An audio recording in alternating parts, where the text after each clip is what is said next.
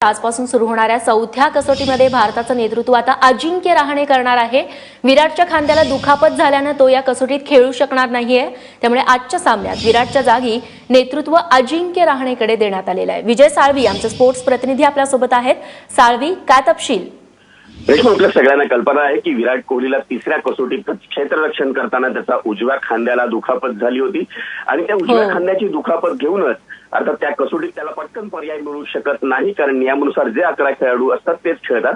त्यामुळे विराट कोहलीला त्या कसोटीत खेळावं लागलं। किंबहुना तो फलंदाजी त्याने केली, फक्त क्षेत्ररक्षण करताना त्याला त्रास होता आणि त्यातून अजूनही तो सावरलेला नाही। त्यामुळे खबरदारीची उपाययोजना म्हणून विराट कोहलीला या कसोटीतून विश्रांती देण्यात आलेली आहे। आणि अर्थातच विराट कोहली मैदानात नसताना भारताचा उपकर्णधार म्हणून ज्याच्याकडे बघितलं जातं, आता उपकर्णधार म्हणून अनाऊन्स नाहीये म्हणून बघितलं जातं असं म्हटलं, तोच अजिंक्य रहाणे आता या कसोटीत आपल्याला भारतीय संघाचं नेतृत्व करताना दिसणार आहे। अजिंक्य रहाणेच्या दृष्टीनं ही मोठी जबाबदारी आहे। या कसोटीत भारताला जिंकायचंय, मालिका जिंकायची आहे, कारण भारतीय संघ, टीम इंडिया, सारा भारत 4-0 अशा विजयाची स्वप्न बघत होता। पण ऑस्ट्रेलियानं कमाल केली आहे, पुणा कसोटी जिंकली, रांची कसोटी वाचवली।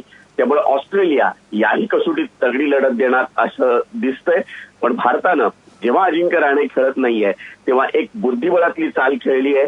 कुलदीप यादव जो चायनामन गोलंदाज आहे, उजव्या हाताने माणूस लेग स्पिन टाकतो, डाव्या हाताने त्या लेग स्पिन सारखाच गोलंदाजी करतो, तेव्हा त्याला तो चायनामन गोलंदाज म्हणतात। त्या कुलदीप यादवला संधी मिळण्याची शक्यता इथे आहे रेश्मा। त्यामुळे ही कसोटी बघायला खूपच मजा येणार आहे।